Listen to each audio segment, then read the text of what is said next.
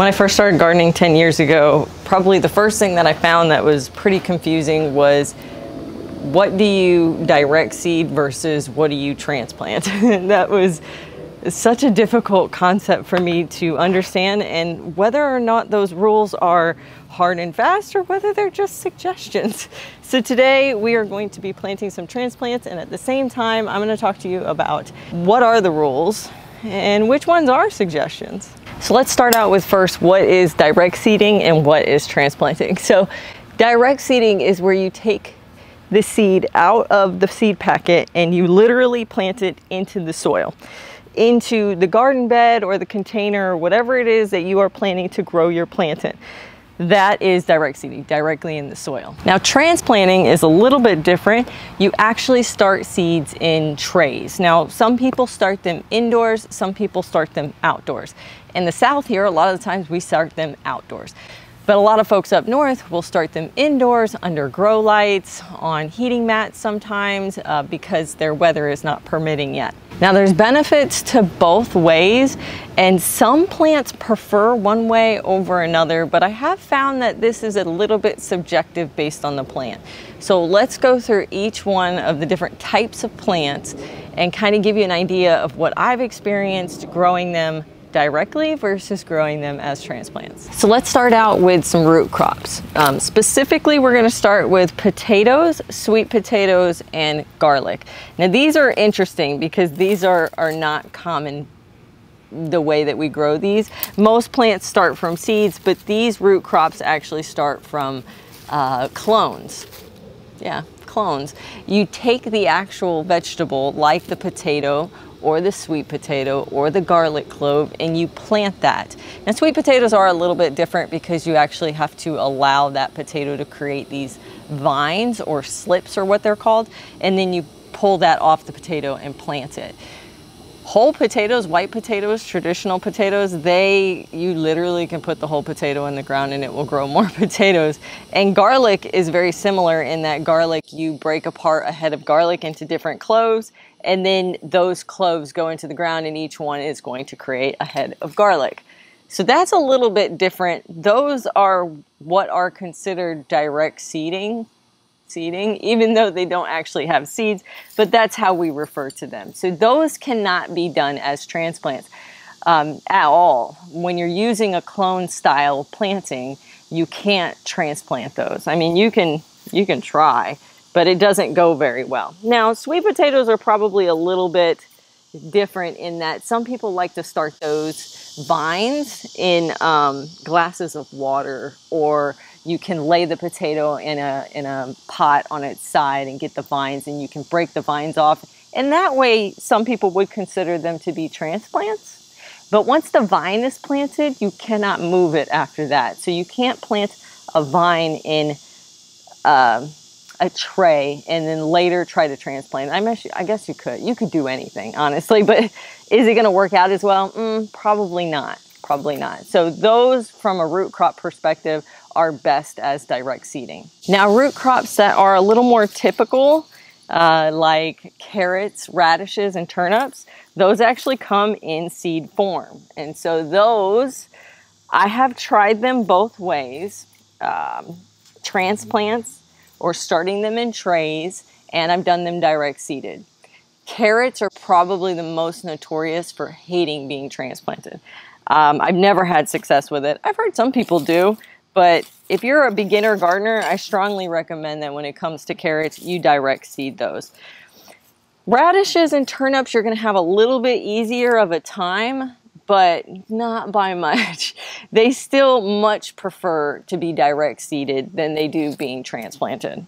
The only root crop that I could think of that really just loves to be transplanted is gonna be onions. Green onions, bulbing onions, any of that sort of onion family, leeks, shallots. They all have this like superhero style root system where those roots can be completely dry, they can be cut to like an inch deep, they can be destroyed, and you plant them in the ground and the onion will continue to grow.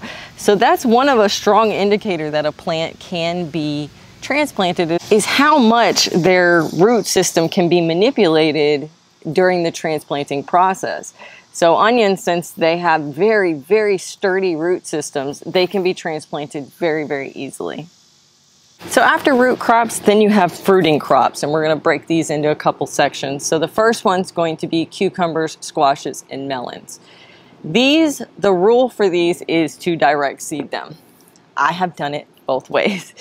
And all of them can handle transplanting, although I have noticed that they all do much better when they are direct seeded. If you are going to start them in trays and then move them outside, something like squashes and cucumbers seem to handle that better for me than melons. Melons don't do well, and that's challenging because melons are the ones that like really, really hot weather, and they have a very long growing season as compared to some of the cucumbers and squashes. So for the friends up north or the gardeners up north who want to start them early so that way, they get them planted and growing and somewhat mature before they put them out in the garden when the weather is warm enough, they're going to have a hard time transplanting. So here's a little trick that I've learned. If you must transplant them rather than direct seed them, start by putting them in a very big pot. You do not want to use a tray like this for any of them, cucumber, squash, or melons, but at the very, very most, use a large size pot to start a melon, so that way you don't have to up pot it. Right? So when these guys get to a certain size, like these, I've let them go well beyond what they should. They've got roots all on the bottom. I should have up pot them about a week or two ago. And since I didn't, they're starting to struggle because of it. Melons will not handle this at all. So starting them in a pot that's pretty good size, I would say a 5-inch, all the way up to like a 1 gallon, that's going to be your best bet. And then if you have the ability, transplant them as soon as you possibly can. First thing out in the garden that can handle the temperatures, whatever your temperatures are, get those out and in the garden as quickly as possible, as young as possible. The squashes and cucumbers can handle it a little bit better. You don't have to use such a large container or pot for them to transplant in. But they still kind of fall by that same rule that you want to get them in as quickly as possible. You don't want the root structure to get like fully mature and the plant to be, very large when you're trying to transplant them. I once tried to move a squash plant from one area of the garden to another because I realized I planted them too closely together, and it was still pretty young. I mean, it was probably in its 6 to 8 week time frame. And yeah, I dug underneath it. I was like, oh, I barely touched the roots. And I mean it, I barely touched. I dug very deep under it, lifted it up, moved it right over, covered it back up, watered it, did all the right things. Yeah, it died. Within like 5 days, it died. It does not like to be messed with. It does not like its roots to be messed with. So for those, definitely lean towards direct seeding with transplanting if you must. Now on the flip side of that are tomatoes, peppers, and eggplants. These are fruiting crops that absolutely adore being transplanted. Absolutely adore it. They don't mind a bit. They love it so much, and they honestly just do so well being transplanted. Now, some of the reasons why you might lean towards transplanting these is because all three of them have long growing seasons. A tomato can take like 4 months to produce. Same with a pepper, right? Certain peppers can take like 5 months to produce. So they have a long growing season, and if you don't have that much growing season in your climate, yeah, you're gonna need to transplant them. So thankfully, these plants love to be transplanted. So that is awesome. The other thing that's important to mention about these particular plants is that they are a little like, I don't want to say fussy.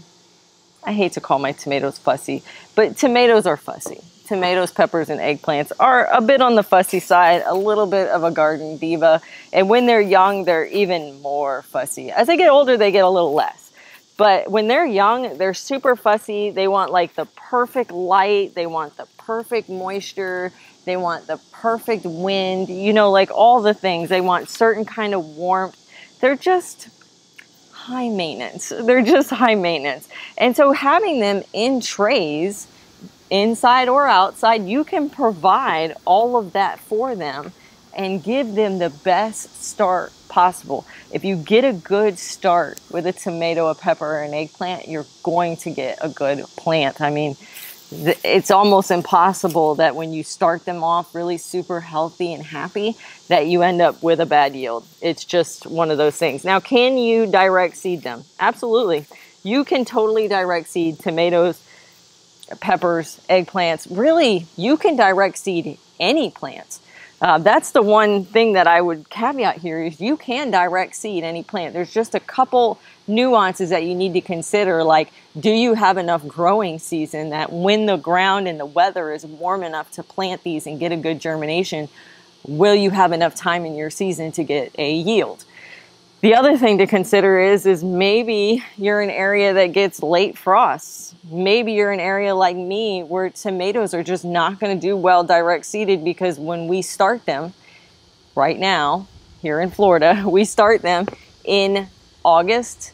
And in August, we are getting so much rain and so much heat that the tomatoes aren't particularly happy starting out that way. They are going to get, like I told you, they're fussy, right? So they're going to get disease. They're going to get sunburn. You're not giving them the best start to their life because of that. So that's why we start them in trays, even trays outside. I do grow my tomato plants in trays outside. I know that's probably crazy for some of our northern friends thinking about, why would you even start them in trays outside? Mainly because our weather is different. It's not cold, but it is detrimental to a lot of plants with the amount of rain, leaches out the nutrients. The sun is so intense that, you know, the plants burn. So we do have to protect them, but I don't have to have this whole setup inside my house for trays and lights and those kinds of things. You can, absolutely, for my Florida growers, you absolutely can do that.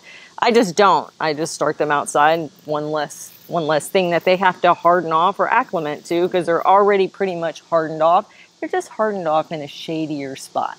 Then you have some other types of plants, right? And it doesn't really fit into the fruiting, doesn't really fit into the root crops. We're going to talk about things like bean, peas, and corn. So the recommendation for beans, peas, and corn is to start them directly.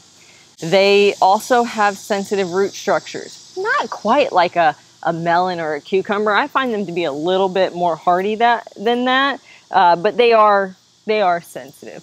So starting them directly is ideal. Now, the plus side about starting them directly is that for all three of these, they are faster to deliver a harvest than something like a tomato, a pepper, or an eggplant. Starting them directly isn't such a big deal because they are going to provide a crop in a time frame that most climates can accommodate. So I think the longest corn I've ever seen is like 3.5 months, right?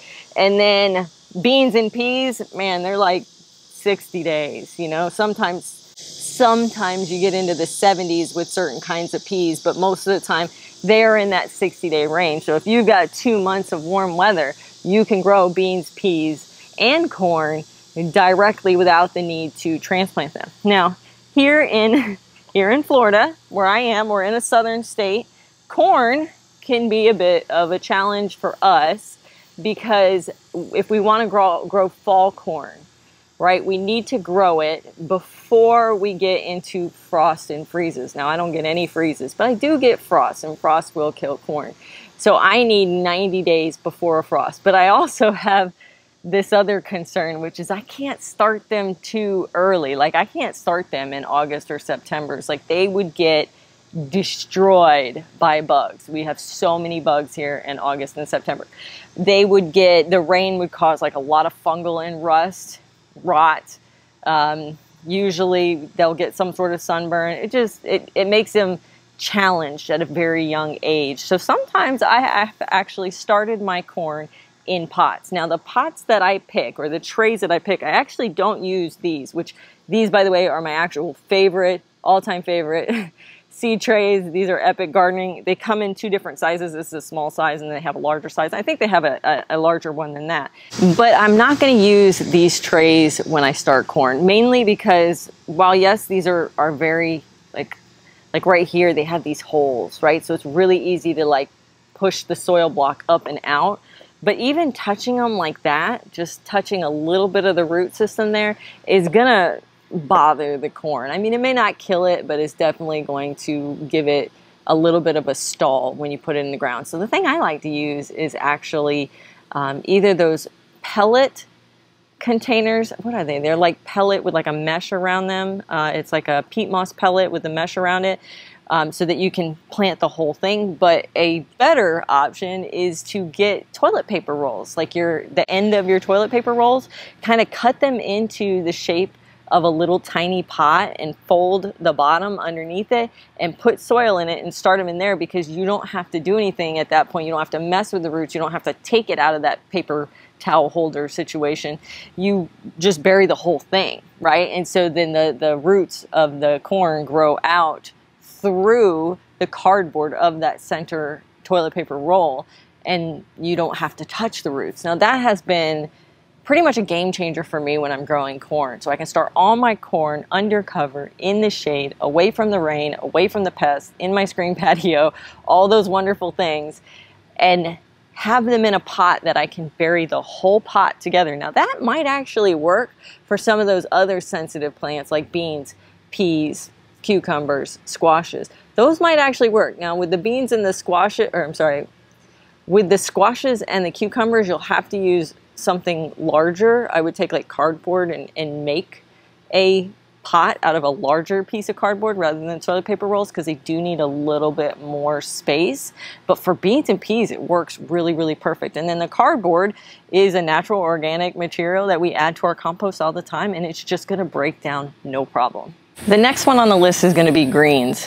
So this is lettuce, spinach, broccoli, Brussels sprouts, kohlrabi, kale, cauliflower, mustard, Swiss chard. I mean, anything that's like a leafy green. They do good either way. Started in as direct seeding or transplanting, they're happy no matter what. These are like the little superstars of the garden. They don't care either way.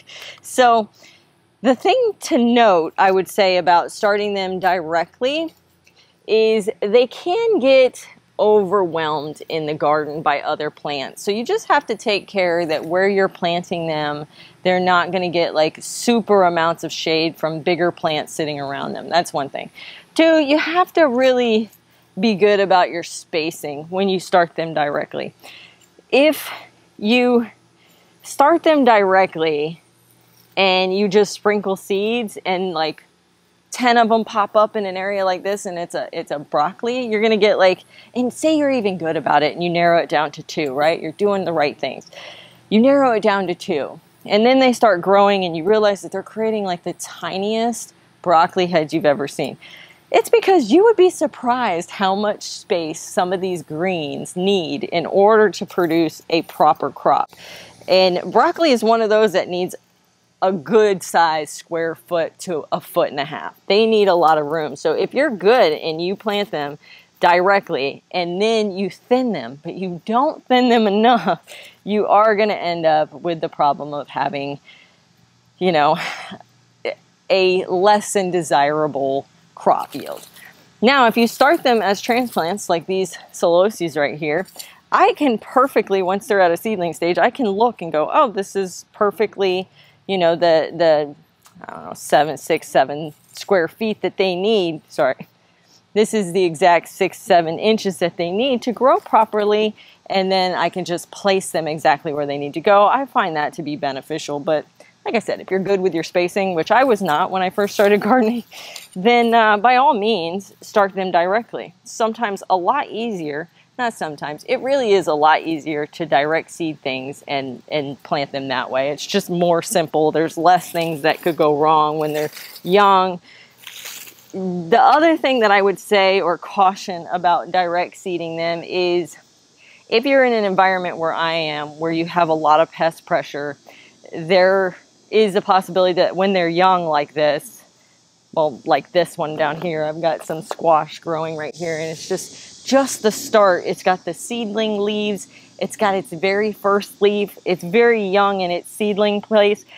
Yeah, every bug in the garden loves to eat baby plants. I don't know why that is. I don't know why they absolutely love them, but they really love baby plants. I know that microgreens are super nutritious, so I'm guessing that the pests know this as well. And they know how nutritious these plants are when they're baby plants.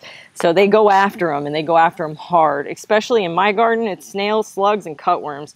I love my brand new plants. Love them so much. So direct seeding, on one hand, you have the problem where you're going to have a lot of pests going after very, very young plants. But on the other hand, you can put more seeds down and thin them later. So whoever makes it past the pest pressure is going to be your plant that you go with, as long as you thin them down properly. Transplanting gives you a little bit more say on which plant is going to make it and where it's going to go. Also, you know, the size, like we talked about earlier, are you going to get the biggest yield possible based on, you know, the proper spacing and the proper nutrients that you're giving it. So me personally, I like to start all my greens in trays. It's just, it keeps me accountable for proper spacing. It keeps me accountable that I'm not just dumping a lot of seeds into the garden and seeing which one works. But hey, both methods work, so use whichever one works for you. The other cool thing is if you're up north, most of these crops, all these green crops that I mentioned, I can't think of one that I mentioned that doesn't fall into this, but all of them are cool weather. So you don't even have to be like super warm at the time that you're going to plant them. You can be actually pretty early into your season and direct seed these, and they'll grow. I've even heard people that winter sow their seeds. That's where they plant the seeds and then they put some sort of like cover over the top, like a milk jug top over it to create like a little greenhouse. And it works perfectly because they don't need like a significant amount of more warmth. They just need a little bit, enough. And then the last one that I have to mention is going to be herbs. Now I lean towards herbs as live plants or seedlings or starts or transplants, whatever you want to call them. I buy a lot of those from the store, particularly if they are a perennial. If they're an annual like basil or dill, not so much because they just don't produce enough to make me spend $6 per plant. So I do those from seed, but there's a lot of perennials like oregano, mint, lemon balm that you can start from a transplant, and financially it does make sense. I have a oregano plant that I've had now for I believe 4, maybe 5 years. I can't remember if I brought it from the other house to this one, but that plant has been with me for 4 or 5 years, and I spent $6. I think it was $5 back then, but I spent $5 on that plant. And it's still growing. It has provided every bit of oregano we've eaten in all of those years. Never buy dried oregano anymore. Never buy Italian seasoning anymore because I grow all the plants for it. Then there is seeds or annual plants like the basil and the dill that I mentioned. Those make sense to start them from seeds. I start them in trays. But they're kind of like the greens that we talked about earlier. They really can be done either way. You can start them as in trays and then transplant them, or you can start them direct seeded. I've always found that herb seeds actually have a more difficult time germinating than maybe some other seeds, like regular vegetable seeds. I don't know why, but I've always had a harder time with them germinating, so I always use a lot more seeds to germinate them. So in that case, I actually sprinkle a bunch of seeds into one tray, and then I thin them down to about 2 per cell, and then I transplant the 2 out to the garden, and I wait to see which one's doing the best after it gets about teenage age, and then I clip off the other one. That's kind of the way that I do it, and I almost always plant 2 of those, right? So 2 in each cell and then 2 cells, because one way or another, they are going to fail at some point, and I always try to make sure I at least have 2 plants in the garden so that if one fails, I always have the other one as a backup. So just a word of advice there. Now, there has been times in the past I had a really great parsley year one year because I took an old packet of seeds that I was fairly certain that none of them would germinate, and I just sprinkled them. Broadcast is what it's called. Broadcasted it all over the soil and then walked away. I didn't even cover them. I didn't water them. I didn't do anything. And there was a fair amount. I would say it was probably about 6 plants that came up from that whole pack of seeds. I knew the seeds were bad. But those 6 plants, they thrived. I mean, they were so, I mean, it was crazy. I had to like tear these out, and they were very large root systems by that time. Now, parsley is one of those biennial plants, so it should last about 2 to 3 years. Maybe, but at least 2 years. It is not a long-lived perennial like a mint or an oregano, but it's not a short season annual either. It's not basil. Now, the last herb type is not seeds. We're not talking about transplanting. We're not talking about buying a live plant. We're actually talking about what do you call it? Like root propagation. So these are plants that actually grow or divide or multiply themselves through their root system. So I have a plant called a society garlic. It's a really wonderful replacement for garlic. If you're having trouble growing garlic in your garden, especially here in the South, it is a little bit challenging. So society garlic, or even garlic chives, which is a type of herb, but society garlic is a plant, a perennial plant, that when it grows, it creates like, it looks like a giant garlic chive. And it grows, it produces these really cute little pink flowers, are really adorable. But the underneath the ground is where the magic is happening. It is creating this root structure, and the root structure is dividing, and it's creating more plants that way. So if you have an herb, or your friend has an herb, or somebody in your gardening community has an herb that splits by root propagation. This happens a lot with flowers too. You see it with like bulbing flowers like lilies, where you can break the bulbs apart and plant them elsewhere. That's how some of these herbs are propagated. And so what you do is you just kind of dig out the plant, and then you just start breaking those roots apart, and you can separate them into separate plants. It's actually really cool. A little more involved in terms of separating them, because you do have to kind of get underneath the plant and break them apart and then put the plant back in the ground. But that is the other way that herbs are planted. So you have your transplants that you buy at the store, you have your seeds, and you have your root propagations. So I hope that answered your questions in terms of what do you start directly in the garden and what do you transplant out from trays. Whether you start those trays indoors or outdoors probably depends on your environment. If I missed a vegetable that you are very interested in, head down to the comment, leave me a note, and I'll be sure to respond with which way I have found that plant likes to be planted, whether by seeds or transplants. Thanks so much for hanging out with me in the very hot garden today. Happy gardening, guys.